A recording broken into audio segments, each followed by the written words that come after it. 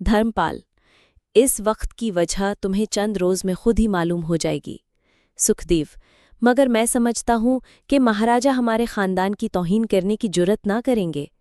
धर्मपाल, ये मैं भी जानता हूं, खानदान अनहिलवाड़ा की तौहीन की जुर्रत नहीं की जा सकती, लेकिन बाज़ मजबूरियां ऐसी होती हैं कि।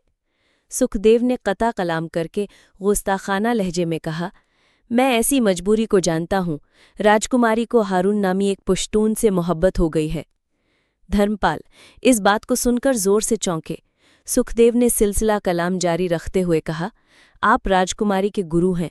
शायद सोमनाथ को मलेच सुल्तान महमूद के हाथ से बचाने के लिए आप चंद्रमोहनी को मुसलमानों के हवाले करना चाहते हैं। धर्मपाल को गुस्सा आ गया, उनकी आंखें सुर्ख हो गईं। उन्होंने गजबनाक लहजे में कहा, क्या तुम जानते हो राजकुमार कि तुम मेरी और महाराजा दोनों की तौहीन कर रहे हो? तुम्हें मालूम नहीं है कि इस तौहीन का नतीजा क्या होगा? कि आपका अदना इशारा खाना जंगी करा देगा।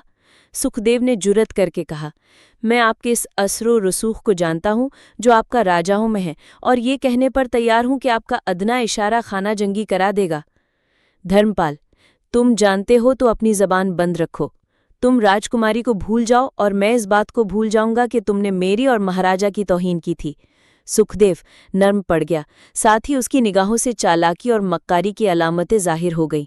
उसने आजिज़ी के लहजे में कहा, मुआफ़ फरमा दीजिए, मगर महागुरुजी, मुझे राजकुमारी से मोहब्बत है और इस मोहब्बत ही की बदौलत मुझसे गुस्ताखी हुई। सुखदेव, मैं आपका मशकूर हूँ। धर्मपाल, मैं इस नाखुशगवार गुफ्तगू का तज़किरा किसी से न करूँगा और इस बात को मेरी तरफ से मुआफ़ समझो।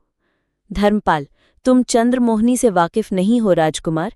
मुझे सुनो, उसकी जिंदगी के साथ एक राज वाबस्ता है जिसका इंकिशाफ अनकरीब होने वाला है। मेरा ख्याल है उस राज के खुलने पर दुनिया हैरान रह जाएगी। सुखदेव ने इस गुफ्तगू पर कोई तवज्जो नहीं की और उठकर वहां से चला गया। चूंकि रात के वक्त महाना गुस्ल दिया जाने वाला था, इसलिए सोमनाथ की जियारत करने वाले नज़दीक और दूर से आए हुए थे।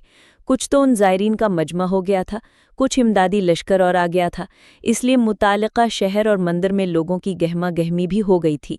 बाजार सजाए गए थे, नीज दुकानें आरास्ता की गई थीं। हर बाजार लोगों से भर गया था। औरतें और मर्द, लड़के और नौजवान लड़कियां दोष बदोश आ जा रहे थे। जेब खतरों और ओबाश लोगों की बनाई थी और उन्होंने निहायत होशियारी से मामूली आदमियों की जेबों पर डाके और औरतों की जेवर अपनी हिकमत से उतारने शुरू कर दिए थे। बाज बदमाश भीड़ में घुसकर औरतों को छेड़ने और परेशान करने लगे थे। ये गुंडा किस्म के शहरी नौजवान और जराइम पेशा तजर्बाकार मुजरिमों का हाल था। कोई राजपूत भी इस गुंडापन में शरीक न था। वो सिपाही और धर्म और कौम के खुदाई थे, साफ दिल और सादा मिजाज थे। या तो बेमुद्दा बाजार की सैर कर रहे थे या खरीदो फरोख्त में मशगूल थे। ब्राह्मण इन ज़ायरीन को फांसने और लूटने की कोशिश कर रहे थे जो पहली मर्तबा सोमनाथ में आए थे और भोले और मालदार थे। वो लोग जो बड़ी अकीदत से सोमनाथ बुद्ध की ज़ियारत करने और महाना फिसल में शरीक होने के लिए आए थे, मंदिर के इहाते में ठहर गए थे। मंदिर का इहाता निहायत वसी था, इस कदर वसी के उसमें बैक्त वक्त 1 लाख आदमी बाआसानी आ सकते थे और मंदिर के इहाते की चारदीवारी निहायत बुलंद और मजबूत थी। ये मंदिर किला के पीछे ऐन समंदर के किनारा पर वाक़ था। इसका जनूबी पुश्ता समंदर के पानी में खड़ा का और उस तरफ जो इमारतें बनी हुई थीं उनकी खिड़कियां और झरोखे समंदर की तरफ खुलते थे। उस तरफ अवामुन्नास को आने की इजाज़त न थी। महाराजा सोमनाथ के खानदान के मर्द, औरतें, कनीज़ें और राजकुमारी की सहेलियां आती थीं। कभी कभी महाराजा की इजाज़त से दूसरे राजाओं के खानदानी लोग भी आ जाते थे।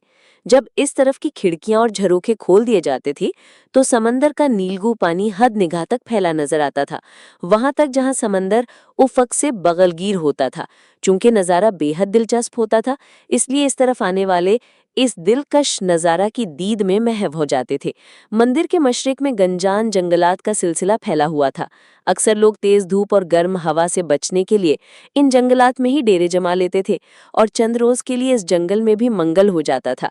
शाम के औकात सिख धेवो अपने लश्कर के 500 आदमियों के साथ आकर जंगल में घुस गया और उन्हें दरख्तों के पीछे छुपाकर तन्हा दरख्तों की गली नुमा कतारों से गुजरने लगा।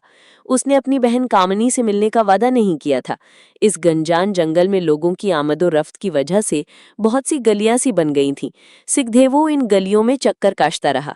चूंकि वो लोगों की निगाहों से बचना भी चाहता था, इसलिए जब किसी ग्रोह को आते हुए देखता तो छोटे दरख्तों के झुंड में घुस जाता और उस वक्त तक बाहर ना निकलता जब तक गली में आने वाले चले ना जाते। उस वक्त इसने बिल्कुल सादा कपड़े पहन रखे थे। राजकुमार होने की अलामत उसके जिस्म पर न थी। इससे ज्यादा देर तक इंतजार ना करना पड़ा। उसकी बहन कामिनी चंद लड़कियों के साथ वहां आ गई। लड़कियां पीछे रह गईं और कामिनी बढ़कर सिखदेवों के पास आई। सिखदेवों ने बेसब्री के अंदाज में कहा, बहुत देर लगा दी कामिनी, क्या चंद्रमोहिनी मंदिर में आ गई? कामिनी ने जवाब दिया, हाँ आ गई, उसके साथ आने में ही तो मुझे देर हो गई। सिखदेवों के चेहरे से मुसर्रत के आसार जाहिर हुए। उसने दरियाफ्त किया, किस कदर सिपाही उसके साथ आए हैं?